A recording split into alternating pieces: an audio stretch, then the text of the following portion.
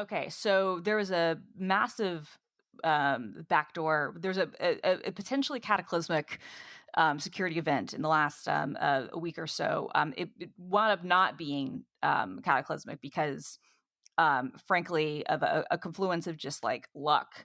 Um, but XZ is a compression algorithm, and XZ utils is kind of like what manages that, and it's used in um, it's a compression utility that's basically used all over like Linux systems, and it's actually like a dependency in a lot of projects, including OpenSSH. And it's an important project, but maybe not like a very sexy one. And it's had like one core maintainer, the guy who kind of created the format and has maintained like kind of the utility or whatever for a long time. And he's but he's the only guy, and he doesn't do it for free, and he doesn't really have a lot of time to add features with it. And then there's this other person who the name that they were using to contribute was Gia Tan, and they've been contributing for about 2 years, and making some patches, doing I guess some other work off list is what the original developer said.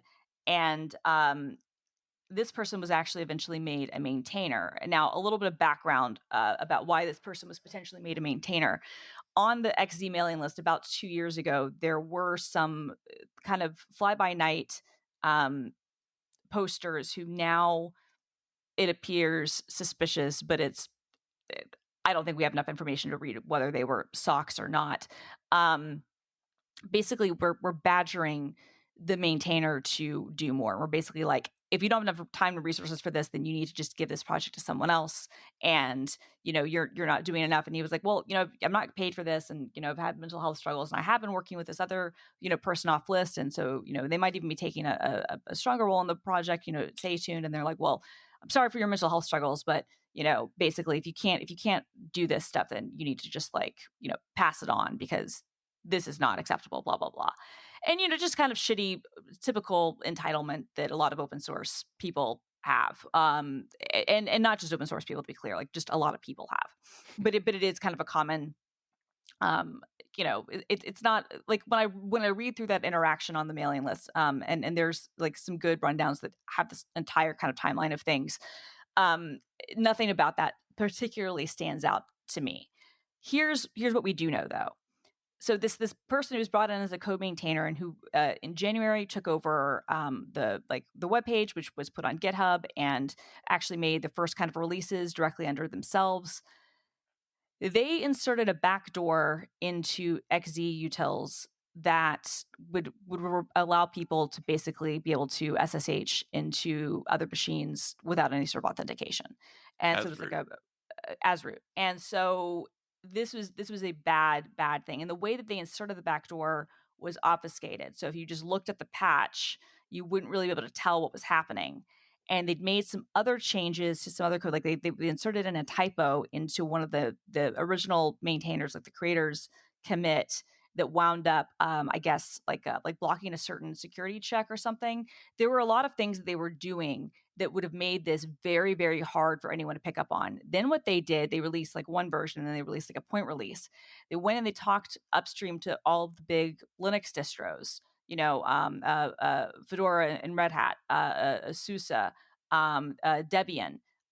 They were in talks with Ubuntu about going ahead and upstreaming that um, latest release into their distros.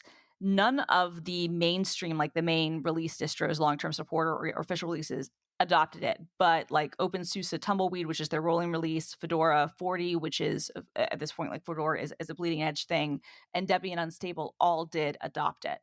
And so, but it was only there for maybe a month. OpenSUSE basically says to people, if you were running Tumbleweed at this point, we think you need to do a complete system restore, just to protect against everything.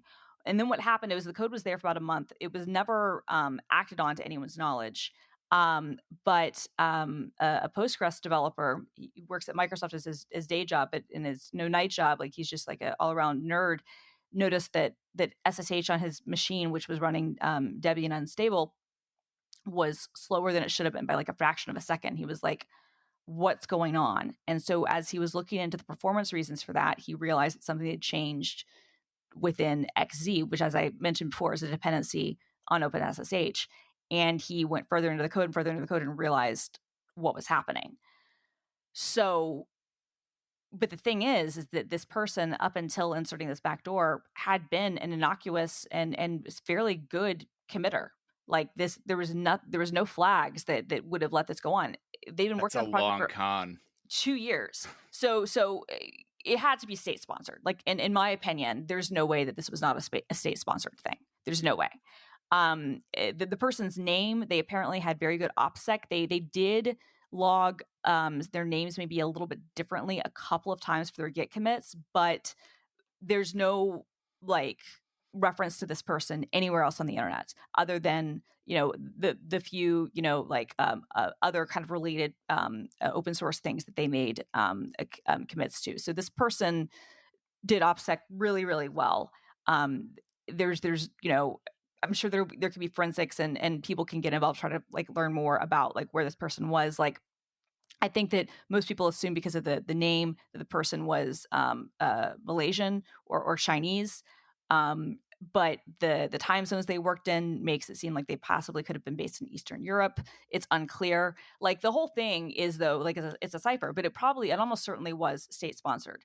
And it's opened up a lot of questions in the open source world. I think a few things. Like, one, it's like, how many of these are out there, right? Like, we caught this one, but how Yeah, for many sure. of these projects are out there? Because if you were doing a state sponsored thing like this, you probably wouldn't target one. You'd probably target like a bunch of different projects. So how many of these things are out there? And I think that's like a good question to have, and like a scary thing to consider, because there just isn't enough. Like, open source, a lot of it runs on trust. And For it's sure. easy for people to be like, oh, well, you should demand, a W-2 and like a social security card and like a photo ID from every person who commits to your code base. That's not how this works. And that's never been the culture. People use, acronym, like aliases all the time, like to contribute. People never meet each other face to face. You have people who, that's just not how it works. And Well, sure. pseudonymity. And if someone is contributing valid code, over 2 years, if someone is like, that's how you build trust in open Right. source, is you Completely. make solid patches, you make solid commits, and You take over for a people are like, maintainer. this guy knows what he's doing. Yeah. You take over for a maintainer who has already been put upon and hasn't been supported. Like, there's like a lot of like, this was a really long con. So, It's pretty some of this, insidious. it's really insidious and it's really scary to think about. But I think the bigger thing, like, other than just like how many more of these instances are out there, because there are many of them, and just like with Heartbleed, which was almost exactly 10 years ago, you do have the usual sources who are trying to be like, yeah, well, this And is why I 10 don't trust. years? 10 Wow. years. Yeah, literally, it's 10 years tomorrow.